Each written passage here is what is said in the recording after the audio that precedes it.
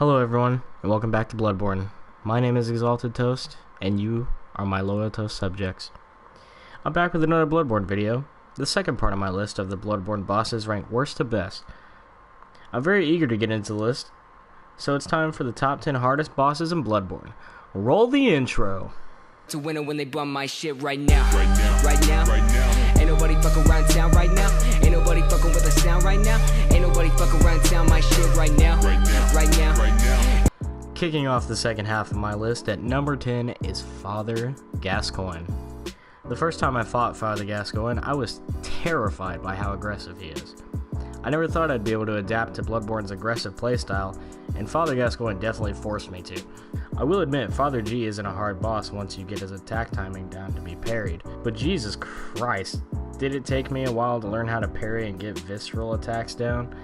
In his second phase, he transforms into a beast and becomes insanely more aggressive.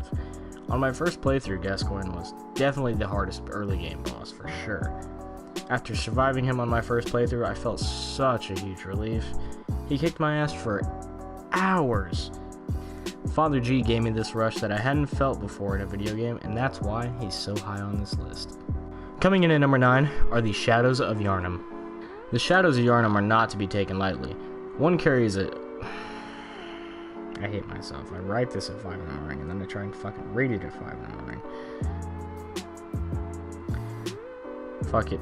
Just gonna retry. Coming in at number 9 are the Shadows of Yharnam. The Shadows of Yharnam are not to be taken lightly. One shadow carries a katana and chases you aggressively around the arena. The second carries a candle that he uses as a flamethrower, but also has a katana. The third shadow summons fireballs that track you, but they have a limited range. Also, he has the Tonitrus, which is a electric mace, so yeah, have fun with that. These guys have two phases, the normal phase I just mentioned, and the second phase. Why they feel the need to grow snakes out of their chest, I have no fucking clue. However, in the second phase, the two katana-wielding shadows have significantly increased range and damage. Strategically, you want to take out the aggressive shadow, then the flamethrower-wielding one, and then the mage shadow. Be careful though, because if you decide to kill the mage last, you'll have to deal with him summoning massive snakes out of the fucking ground. These guys are tough, but easy enough with enough patience. Number 8 on this list is Amidala. Amidala is a pain in the ass if you don't have a weapon with an overhead attack. The Ludwig Holy Blade works great, so does the Burial Blade. If you can hit Amidala's head and stagger her, this fight is a cakewalk. However, if you don't have this advantage, this fight can be tough. Amidala hits very hard, like America kicking down your door for oil hard. Amidala does have a second phase where she rips her arms off and uses them to swat your ass like a fly. Also, don't forget about her jumping attack. She jumps as high as possible into the sky, and if she lands on you, yeah, you're probably gonna be fucking dead. End of story. Best way to avoid this is to roll where she was standing and hope for the best. Just keep attacking those arms or head and she won't be too much of a pain. Number 7 on the list is Pretest, Daughter of the Cosmos. Pretest is something of nightmares. For something so big, she is super fucking quick. The key to success in this fight is to get behind her and stick between her, legs? Yeah, sure, legs. Look more like back fat to me. However, Pretest is quick at turning around, so you might have to stick to her side and attack her from there. She has normal swipe attacks and slam attacks, and a charge attack if you're too far away from her, so stay in close. At 50% health, she conjures up this force field that damages anyone that steps inside. She also gains the ability to summon a Call Beyond. This move will one-shot you if you're not careful. If you can get the timing of the attack down, it's fairly easy to dodge, but trying to attack Pretest while the force field and her guard are up is extremely tough. Just stick behind her or to her side and you should be okay. Just remember, when you see her summon a Call Beyond, dodge like fucking crazy. Coming in at number 6 is Rom the Cancerous Spider. Oh shit, did I say cancerous? I meant vacuous. Same thing in my opinion. I hate Rom so much. Remember how earlier I talked about Bloodborne being an aggressive style game? Well, this fight is all about patience, plain and simple. In the first phase, Rom doesn't even attack you himself. He summons small spider henchmen to do all his dirty work. These spiders are only vulnerable from the back and aren't too tough to kill, but they do a lot of damage. After you clear the area of spiders, you can buff your weapon and put some serious damage into Rom. He would teleport to another location, this time spawning even more spiders.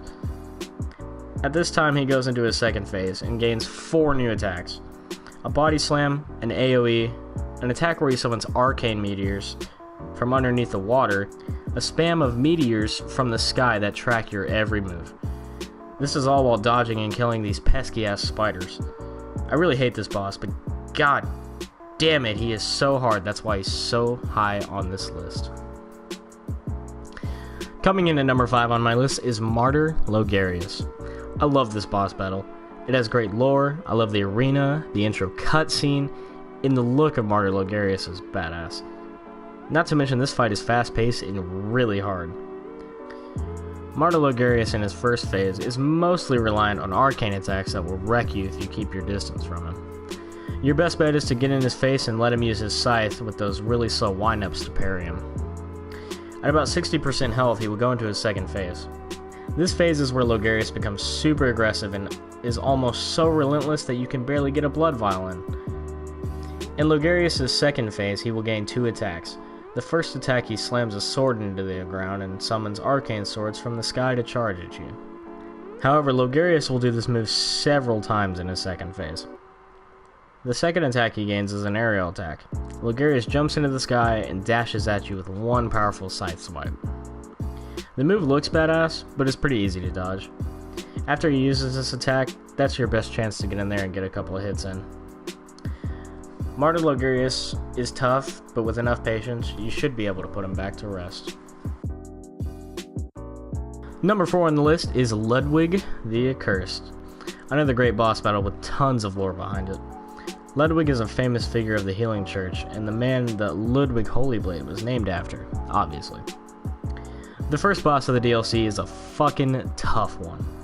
I remember the first time I walked into the boss room, I watched the cutscene and thought, alright cool, let's fucking do this. I took like 3 steps and got destroyed as Ludwig charged me and killed me instantly. Ludwig, just like any other boss this high on the list, hits like a truck. His combos are brutal and he is incredibly quick. The trick to beating him is to stay behind him and attack his legs, hopefully enough to stagger him. Ludwig also has an aerial attack like Amidala's. He jumps into the air and if he lands on you, you're probably gonna die.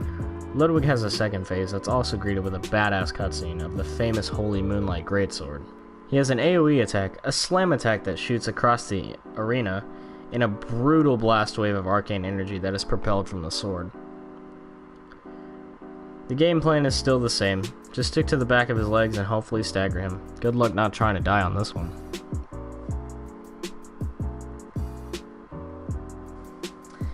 Number 3 on this list is Lawrence the First Vicar. Okay, so you guys remember the Cleric Beast, right?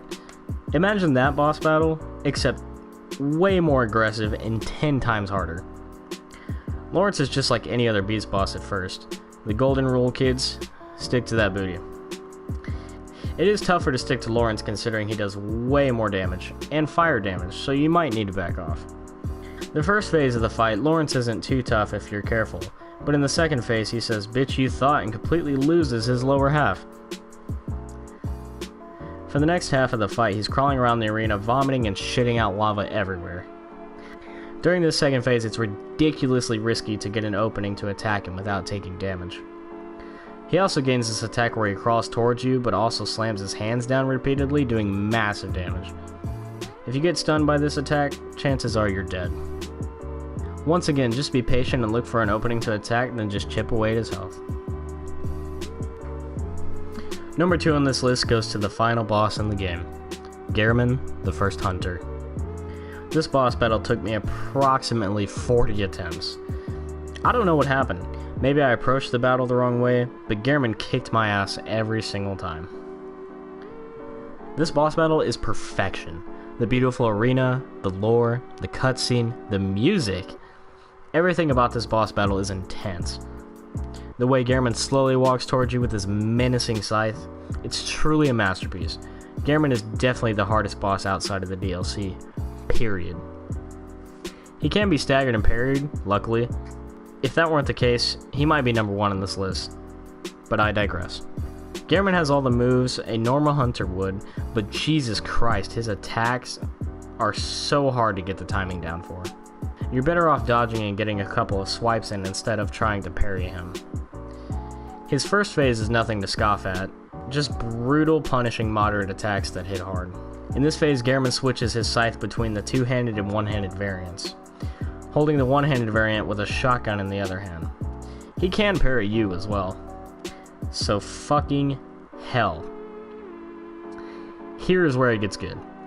In Gehrman's second phase, he channels the energy of the moon presence and gains a damage buff. However, he does a little Super Saiyan power-up animation, so you can get a couple of hits in before he unleashes an AoE attack that can hit you across the arena. In this final phase, he also gains an aerial attack as well. He will leap into the sky and swing his scythe, propelling a massive wave of energy that will, you guessed it, one-shot you. This attack, in my opinion, is the hardest in the entire game to dodge. Once again, the strategy to beat Gehrman is to get in close and be patient. Don't get greedy. Time your dodges and you'll be beating the first hunter for many playthroughs to come. And finally, at the top of my list for the hardest bosses in Bloodborne, the Orphan of Kos. I mean, seriously? Who else would it be? The final boss of the DLC is definitely rewarding of the top spot, as he's the most brutal boss in the entire game, bar none. The most devastating range, combos, and damage in the game. Kos isn't exactly slow either. What makes Kos so difficult is his unpredictability. He has so many moves you're not sure what he will use until you see it coming. Kos has 3 phases, all of them more brutal than the last. The first phase, Kos does a lot of jumping around and screaming, but has crazy combos, hitboxes, and range. He has an overhead attack where he swings his weapon damn near halfway across the arena. A bunch of slam attacks in rapid succession, an AoE attack, and a range attack where he throws some weird explosive sludge at you. This is just the first phase. Oh, sorry, let me emphasize that. This is just the first phase. In Kos's second phase, he will slam his shrimp into the ground and start going nuts, running around the arena, jumping in any direction that you are, using the weapon in a two-handed variant. Dodging toward him and to the right is effective and the best way to get in close for damage. In the final phase, Kos does not gain any new moves except for a lightning attack that covers the entire arena. Not exaggerating, the entire arena. You are guaranteed to get hit by this move. If your vitality isn't high enough, then sorry mate, prepare to get fucking wrecked for the next 1,000 years. As aggressive as Bloodborne is, most of the harder bosses require you to be patient, and the same thing goes here for Kos. Bide your time and wait for an opening, dodge effectively, and you should be okay. Kos is without a doubt the toughest boss in Bloodborne. Anyways guys, that's going to do it for today's top 10 bosses in Bloodborne. Thank you to everyone who has watched and subscribed so far. Your support means everything. If you feel like buttering this piece of toast, subscribe, like, or leave a comment down below. Thank you guys so much, and I'll see you next time. Gold select.